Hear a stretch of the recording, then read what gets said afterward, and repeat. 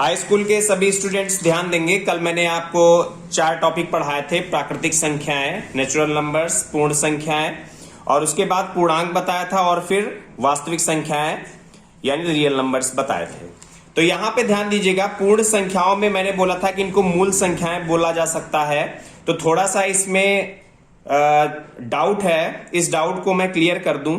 मूल संख्याओं का मतलब होता है 0 से 9।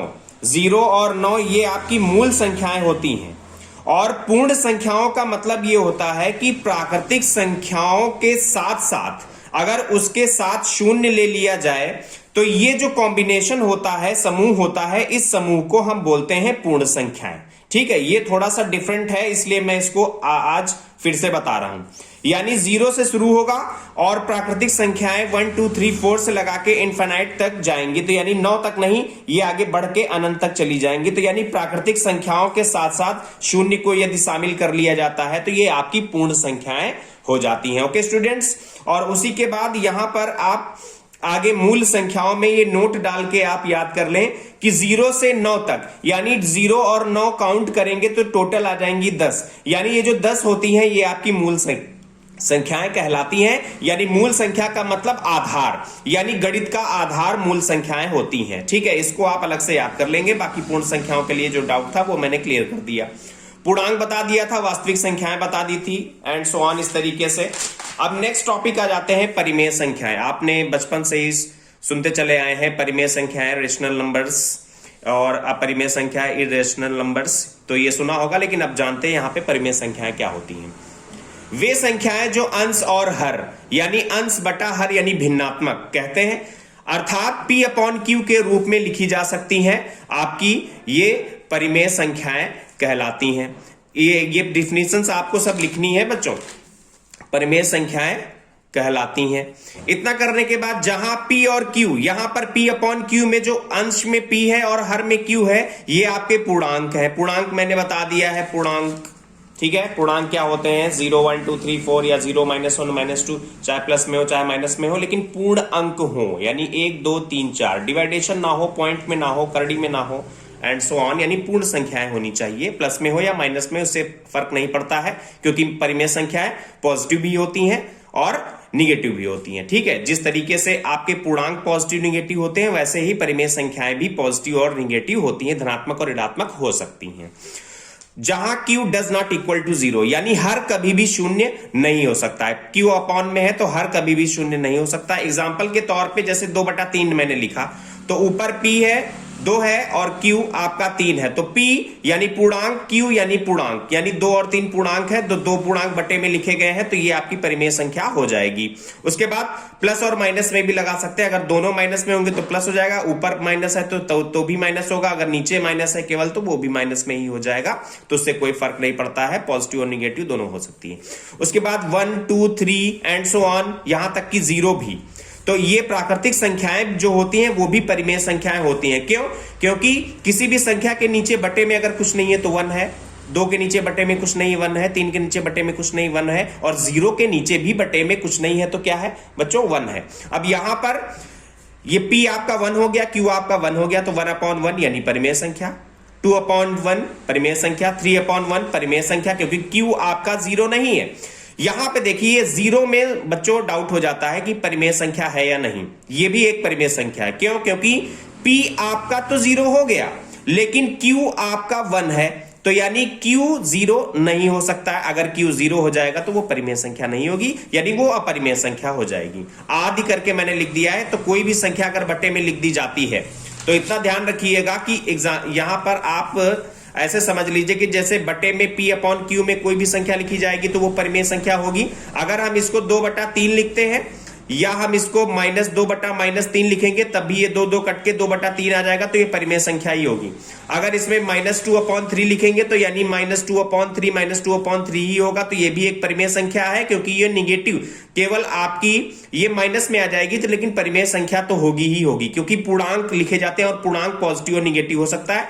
यानी इसमें केवल फर्क ये पड़ जाएगा कि P आपका -2 हो जाएगा और Q आपका 3 हो जाएगा, तो -2/3, तो ये भी एक परिमेय संख्या ही होगी। अगर यहां पर 2/-3 लिख दिया जाएगा तो यहां पे देखिए P आपका 2 हो जाएगा और Q आपका -3 हो जाएगा, तो इससे कोई फर्क नहीं पड़ता है। क्योंकि पूर्णांक आपके पॉजिटिव और निगेटिव हो सकते हैं, कोई फर्क नहीं पड़ता। ये मैंने एक रफ कार्य आपको अलग से रफ में करके दिखा दिया है कि जो अगर डाउट है तो वो क्लियर हो जाएगा आपका, ठीक है। अब बात करते हैं अपरिमेय संख्या। अपरिमेय संख्याएं मतलब वे संख्याएं जो P अपॉन Q के रूप में नहीं लिखी जा सकती हैं, इसी का उल्टा बोल देना है, वे अपरिमेय संख्याएं कहलाती हैं। उदाहरण के तौर पे बहुत आसान है, अंडर रूट P, यहां पर मैंने करड़ी के अंदर P लिखा है और P ये एक परिमेय संख्या कहलाती है, यानी अंडर रूट P अगर लिखेंगे वो अपरिमेय संख्या होगी, जहां P एक अभाज्य संख्या है। प्यारे बच्चों, अभाज्य संख्या का मतलब ये होता है कि वे संख्याएं जो स्वयं से और एक से कटती हैं, या दूसरे शब्दों में हम कह सकते हैं कि अभाज्य संख्याएं जिनके अधिकतम गुणनखंड केवल 2 होते हैं। तो यहां पर अभाज्य संख्या का अधिकतम गुणनखंड 2 होने का मतलब एक संख्या शामिल नहीं है, 2 से शामिल होगा, क्योंकि यहां पर 2 जो है उसके 2 गुणनखंड एक होगा और एक 2 होगा, यानी 1 इंटू 2 करेंगे तो 2 आ जाएगा। लेकिन 1 के केवल एक ही गुणनखंड 1 होगा और दूसरा गुणनखंड 1 आप नहीं लिख सकते, क्योंकि ऑलरेडी आप 1 को ले चुके हैं, तो इसलिए 1 अभाज्य संख्या में नहीं आता है। शुरुआत होती है 2, 3, 5, 7, उसके बाद 11 एंड सो ऑन, इस तरीके से चलता है, जो किसी से ना कटे, जो स्वयं से कटती हैं, यानी 2 देखिए स्वयं से कटती है और 1 से कटती है, लेकिन 1 शामिल नहीं होगा अभाज्य संख्याओं में। प्यारे बच्चों, इतना ध्यान रखिएगा। तो यहां पर जैसे अंडर रूट 2, अंडर रूट 3, यहां पे 2 देखिए P के रूप में अगर 2 रखा गया है तो 2 आपका क्या है, ये P के रूप में अगर 2 रखा गया है तो यहां पर आप देखिए 2 रखा गया है, तो यहां पर P आपका ये अभाज्य संख्याएं हैं, 2, 3, 5, 7 करके आदि मैंने रख दिया है, तो ये अभाज्य संख्याएं हो जाएंगी। अब नोट में आप इतना ध्यान रखिएगा, पाई और अनंत, पाई का मान वैसे 22/7 रखा जाता है, तो 22/7, 22/7 का मतलब 22 ऊपर अंश में और 7 नीचे हर में, तो ये एक परिमेय संख्या हो सकती है। लेकिन गणितज्ञों ने ये माना है कि 22/7 को जब हम डिवाइड करते हैं तो इसमें दशमलव के बाद, अपरिमेय संख्याओं में दशमलव के बाद बहुत अनंत तक जाता है, लेकिन अनंत तक जाने के साथ साथ रिपीटेशन नहीं होता है। रिपीटेशन का मतलब यह होता है कि जैसे कुछ संख्याओं को जब आप भाग देते हैं तो जैसे मान लिया 2 दशमलव या 3.14 3 4 1 4 3 4, यानी यहां पर 1 4 3 4 1 4 3 4, तो 1 4 3 4 यानी बार बार 4 अंक रिपीट होते हैं। तो अगर बार बार 4 अंक रिपीट होते हैं तो ये आपकी एक परिमेय संख्या हो जाएगी। लेकिन अगर दशमलव के बाद क्या होता है कि कभी कभी प्यारे बच्चों कि कभी कभी अंक रिपीट ही नहीं होते हैं, यानी 1 आएगा, 2 आएगा, 3 आएगा, 4 आएगा, 5 आएगा, 6 आएगा, 7 आएगा, उसके बाद फिर 2 आ जाएगा, फिर 4 आ जाएगा, फिर 6 आ जाएगा, फिर 8 आ जाएगा, फिर 9 आ जाएगा, फिर 0 आ जाएगा, फिर 1 आ जाएगा, 3 आ जाएगा, 4 आ जाएगा, यानी यहां पर कहीं पर भी कोई अंक रिपीट नहीं होते हैं समूह में, चाहे 1 अंक रिपीट हो, चाहे 2 अंक रिपीट हो, या 3 अंक रिपीट हो। तो अपरिमेय संख्याओं की खासियत यह होती है कि दशमलव रूपांतरण में, यानी जब भिन्न को दशमलव में बदला जाता है, अंश को हर से जब भाग दिया जाता है, तो वहां पर दशमलव के बाद अनंत रूप से वो कटता चला जाता है, कभी भी रुकता नहीं है। तो ये अपरिमेय संख्याएं होती हैं, इसलिए पाई को अपरिमेय संख्या माना गया है, ध्यान रखिएगा। और अनंत भी एक अपरिमेय संख्या होती है। अनंत अपरिमेय संख्या क्यों होती है? क्योंकि P अपॉन Q में अगर P आपका कोई भी अंश होगा, 1 2 3 4 जो भी है, और नीचे अगर 0 कर दें तो 0 से किसी भी संख्या को अगर हम भाग देंगे तो वो अनंत हो जाएगा। और जबकि नियम यह है कि परिमेय संख्याओं के लिए Q does not equal to 0, Q का मान कभी भी 0 नहीं हो सकता। तो यहां पर देखिए, अगर हर 0 हो गया तो ये अनंत हो गया, तो यानी आप कह देंगे कि ये अपरिमेय संख्या हो जाएगी। तो इसलिए अनंत को भी अपरिमेय संख्या माना गया है, तो इतना ध्यान रखिएगा। और दूसरा पॉइंट नोट में आप लिख लीजिएगा कि परिमेय व अपरिमेय संख्याओं का मिश्रण ही वास्तविक संख्याएं कहलाती हैं। अभी मैंने यहां पर आपको वास्तविक संख्याएं बताया था चौथे पॉइंट में। वास्तविक संख्या का मतलब होता है कि जो परिमेय संख्याएं होती हैं और जो अपरिमेय संख्याएं होती हैं, ये दोनों आपस में अगर एक साथ मिला के रख दी जाए तो जो भी प्राप्त होता है वो आपके वास्तविक संख्याएं कहलाती हैं, दूसरे शब्दों में। उसके बाद यहां पर एग्जाम्पल जो दिया हुआ है, एग्जाम्पल अपरिमेय संख्याएं सिद्ध करने के लिए, तो यहां पर एग्जाम्पल के लिए ये लेक्चर अभी मैं आपको बताता हूं कि जैसे मान लेते हैं अंडर रूट 3 एक अपरिमेय संख्या सिद्ध करना है। तो अंडर रूट 3 मैंने बताया था कि अंडर रूट के अंदर अगर कोई अभाज्य संख्या है तो वो अपरिमेय संख्या होगी, लेकिन अब आपको प्रूफ करना है। तो एग्जाम्पल नंबर 9 किताब के पेज नंबर 15 पे दिया हुआ है। ये बहुत इंपॉर्टेंट क्वेश्चन है, एक क्वेश्चन 1 नंबर या 2 नंबर में जरूर आएगा हाई स्कूल के सिलेबस में। √3 एक अपरिमेय संख्या है, अर्थात दूसरे शब्दों में कह सकते हैं कि परिमेय नहीं है। अगर अपरिमेय संख्या है तो परिमेय नहीं है, ये सिद्ध करना है। तो इसके लिए आप क्या करेंगे, इसका हल कैसे होगा, आप मान लेंगे कि √3 p/q, जहां q does not equal to 0, इतना तो मान सकते हैं। दोनों पक्षों का वर्ग कर देंगे तो √ हट जाएगा, इधर p²/q² हो जाएगा।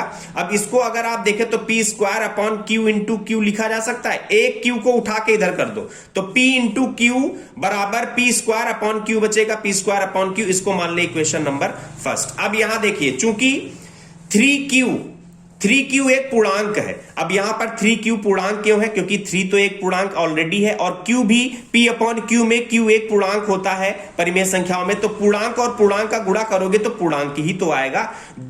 3 में 2 का गुणा करोगे 3 दूना 6, 6 भी एक पूर्णांक है। 3 में 1 का गुणा करोगे तो 3 इंटू 1 यानी 3, ये भी एक पूर्णांक है। यानी q का जो भी मान रखोगे 3 से गुणा करोगे तो पूर्णांक ही तो आएगा बच्चों। तो एक पूर्णांक होगा कंफर्म, लेफ्ट हैंड साइड एक पूर्णांक होगा। लेकिन p²/q में कोई उभयनिष्ठ गुणनखंड नहीं है। अगर p²/q में आप देखें तो यहां पर ना ही 3 है और ना ही q है, यानी राइट हैंड साइड में p3 और q नहीं है, यानी ये एक पूर्णांक नहीं होगा। क्योंकि p²/q करेंगे तो पूर्णांक का वर्ग करेंगे, जैसे p²/q करेंगे तो p²/q का मतलब अगर p एक पूर्णांक होगा, सपोज दैट 2 है, और q एक पूर्णांक सपोज दैट 3 है, तो यहां रखेंगे तो यानी 2 का वर्ग बटे 3 यानी 2 दूना 4/3, और 4/3 को जब आप भाग देंगे तो पूर्णांक नहीं आएगा, यानी दशमलव में आएगा। तो यानी यहां पर यह कंफर्म हो गया कि p²/q का कोई उभयनिष्ठ गुणनखंड नहीं है, का मतलब लेफ्ट हैंड साइड इसका पूर्णांक होगा लेकिन राइट हैंड साइड पूर्णांक नहीं होगा। इसलिए हमारा यह कथन गलत हो गया कि 3q जो है वो बराबर नहीं हो सकता है p²/q के। तो यह कथन पहले आपने सही दिखाया समीकरण 1 में।